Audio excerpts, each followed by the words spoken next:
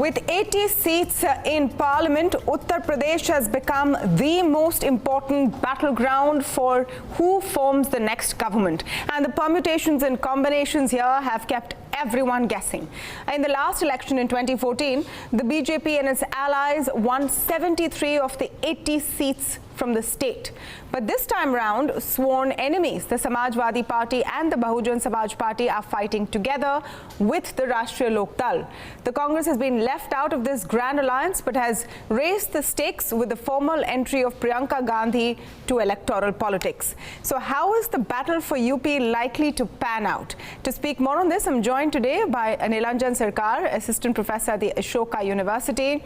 I'm speaking with Mirza Asmer Beg, Professor at the Department of Political Science at Aligarh Muslim University, and senior journalist Atul Chandra. Welcome to all of you and thank you for joining us today. Let me start with Nilanjan because of an interesting piece, Nilanjan, that you put out recently, where you argue that the real fight will begin only after phase 4. We've seen, of course, 3 phases so far and no clear indications yet. But why do you say that the big fight starts after phase 4? So the first 3 phases, first of all, actually there are fewer seats going to the polls. So that's the first sort of variable there. The second thing is that the calculations in terms of caste and religion, the arithmetic, the electoral arithmetic, if you will, is a lot more clear in the constituencies in the first 3 phases. And so what that means is that not that there isn't some variation in whether the BJP will win or whether the alliance between the SP, BSP, the Gathbandhan will win, but the variation is significantly reduced as compared to the later phases, where though that electoral arithmetic is a little more shaky. Even the BJP relies on particular caste groups like the Kurmis with Apna Dal.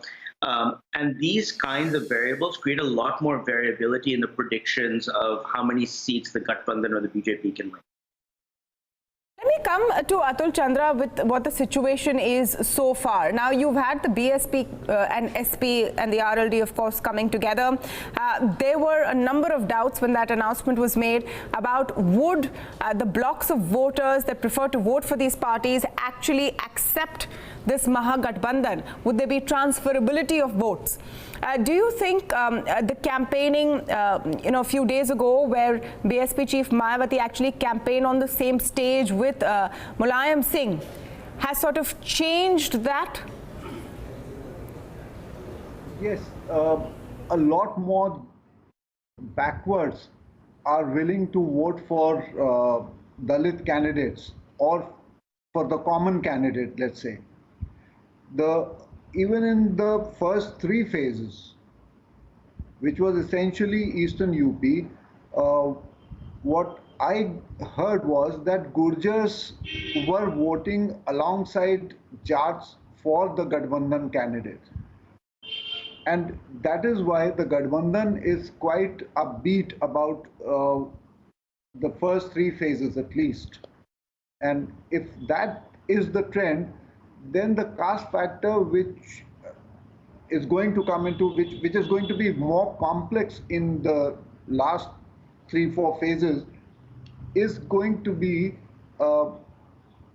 very important. And there, the BJP may find itself, outsmarted by this Gathbandhan. Professor Beg, do you agree with that analysis? Because if you've seen the BJP's performance, at least in the last 2 elections, say, parliamentary election 2014 and then the assembly election, they have just swept. They've had a phenomenal sort of electoral victory in the state of Uttar Pradesh. And it's all been, a lot of it has been about, the Modi wave and the whole perception of Prime Minister Modi, which they've tried to push this time around as well. Why should that not work this time round too? This appears not to be working this time because basically what is more important in UP is the caste factor. And the caste factor is only triumphed by the factor of communalism. But this time, despite all efforts by all kinds of leaders of the BJP, that kind of communal polarization which they were expecting this time, which they were able to create in 2017 and 2014, they were not able to create this time. And that's the reason why they are finding themselves in a bit of a rather difficult situation as compared to the last two elections. And that is the reason why, as argued by Chandra Saab and the other panelists, it appears that the Gathbandhan would be doing much better than what was expected at the time of when this Gathbandhan was crystallized. Let me take that question to Atul Chandra actually once more. Professor Baig spoke about polarization and other issues such as that. What about the issues of national security after the Balakot strikes? Are those resonating within the people, because that is the BJP's key poll pitch? No, I don't suppose that those issues are being talked about. Politicians, of course, are raising a pitch on those issues. But as far as the electorate is concerned, UP is, famous for its caste politics, for its communal politics, and that is what is the driving force here even now.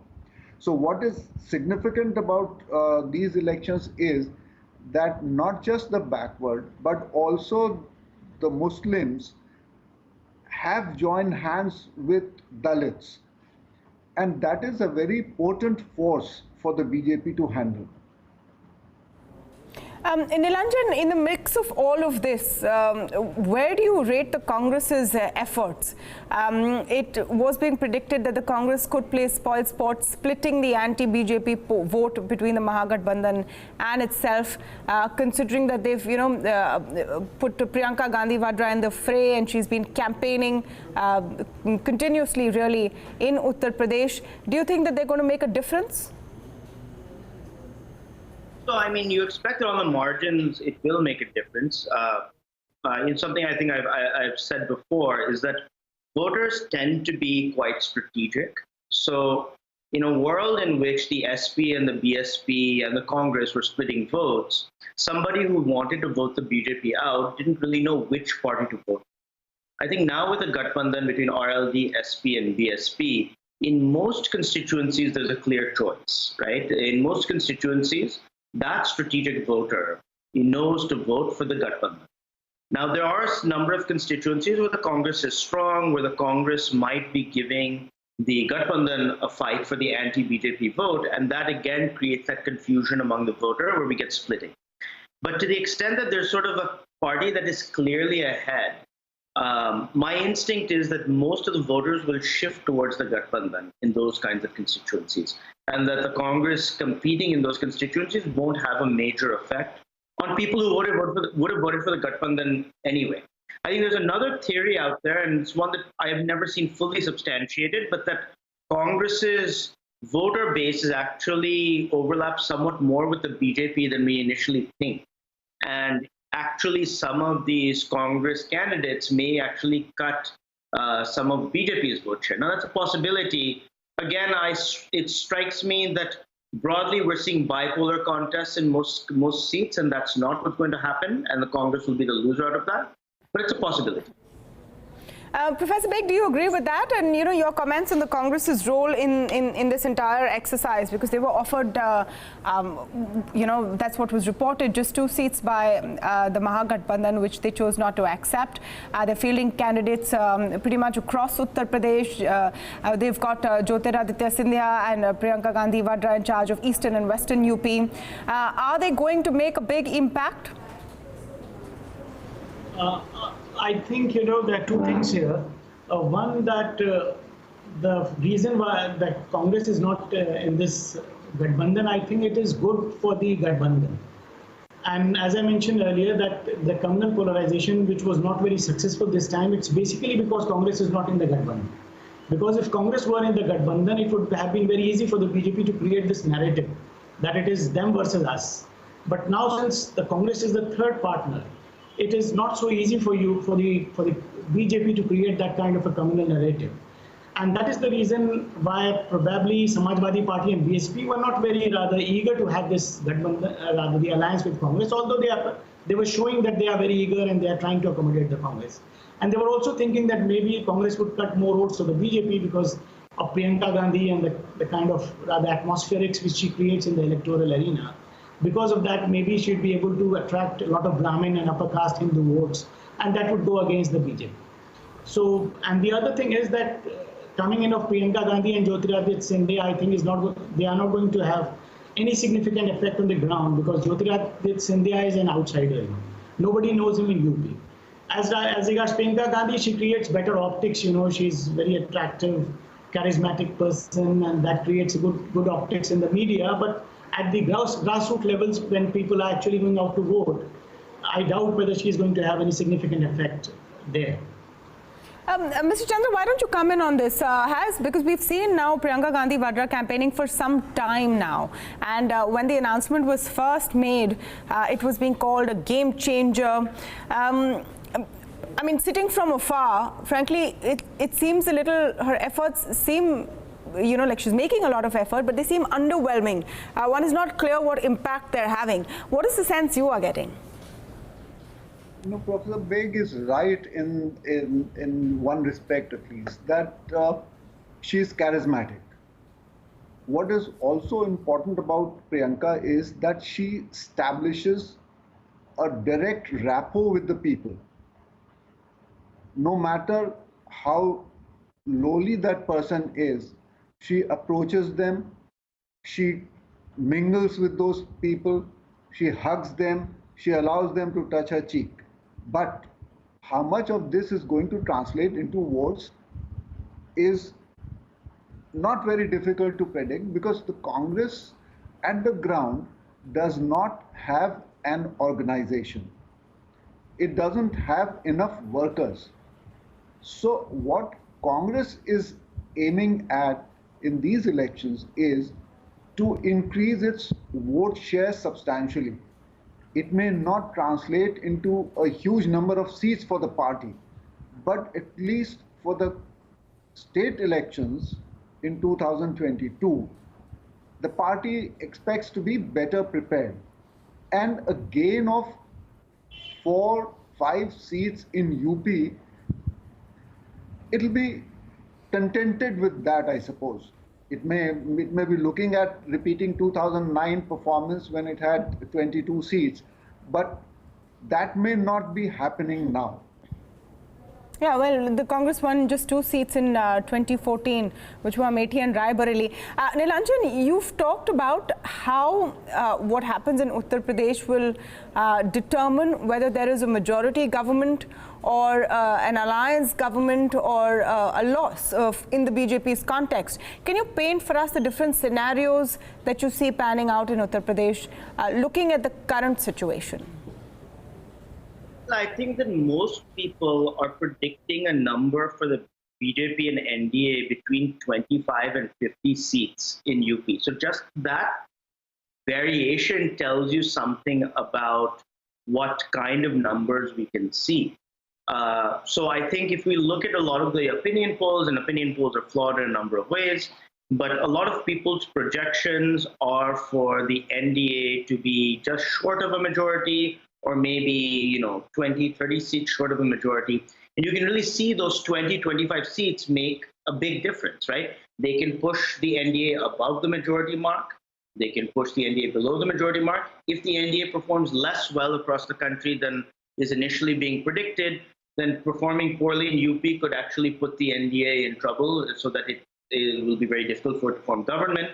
So, 20 to 25 seats is the amount that is much more than many states give altogether, and that's just within the realm of variation in UP. Just a few percentage points this way and that. So in a very real way, I think these little battles of 2 percentage points going towards the Gathbandhan or going towards the BJP are going to tell us a lot about the national picture. So in a scenario, we are talking about 25 to 50 seats which were predicted. In a scenario where the Gathbandhan gets 30 to 35 seats, and this is a broader question for all of you, I'll come to Nilanjan first. They haven't fought together, but the BSP, SP and RLD would want a best case scenario where they have a big say in who forms the next government. Which way are they likely to tilt? You mean between the NDA and Yes. what? Yes, or a federal front if that scenario so occurs. I mean, I think at this point, so let's just sort of throw one option off the table. I think given the realities of just UP and the parties, they're unlikely to join with the NDA. Now, whether it comes to a federal front or the UP, it's clear that if this Gathbandhan does well in UP, it will be a crucial element of the federal front. If it doesn't agree to be in a federal front, then there is no federal front, right? So my instinct is that if the Congress underperforms somewhat here and the regional parties and the sort of non-NDA, UPA parties perform quite well, then there will be a significant push for the federal front, and the Gathbandhan may be one of, set of leaders in that, in addition to Mamta and so on and so forth. Let me take that question to Atul Chandra, because right now you have statements every day from Mayawati, now from Akhilesh also, very critical statements of the Congress and Rahul Gandhi's leadership. But if there is a situation where the NDA does not manage to cross the majority, would the Mahagathbandhan, possibly with a block of between 25 to 30 seats, be a big decision maker?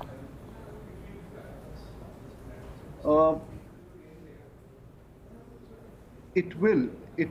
We have seen in the past also that these small groups, they can actually exert a lot of pressure. So they will come together in that scenario, but they will bargain for important portfolios, key portfolios, which the Congress may not want to part with. And that is where the catch will lie. But I would probably give more than 25-30 seats to the Gathbandhan. How many? Given the way the reports are coming and whatever the assessment is here in UP, they should end up with 35-40 seats approximately. That is one assessment. It may be wrong, but going by the combinations of voters, going by the absence of a Modi wave, people are, calculating in a manner that it actually is going to be a shock for the BJP. That is what the projections in Uttar Pradesh, in Lucknow are. Well, what would you say to that, Professor Beg? Do you want to stick your neck out and assign a number as you see it right now after the first three phases? And of course, the bulk of the fight in UP is still, the bulk of the voting in the UP still has to happen.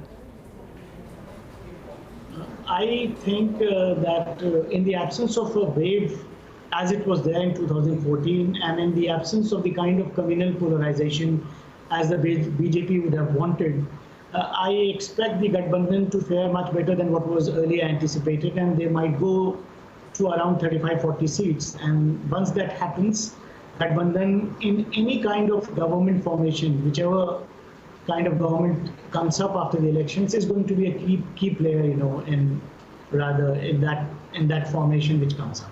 Yeah, so that is going to be a very significant thing, because 25-30 seats, as just now mentioned, are rather 35-40 seats are extremely important in that kind of a scenario where small parties are pitching in with a few seats, because nobody else from anywhere in India would come in with 35-40 seats.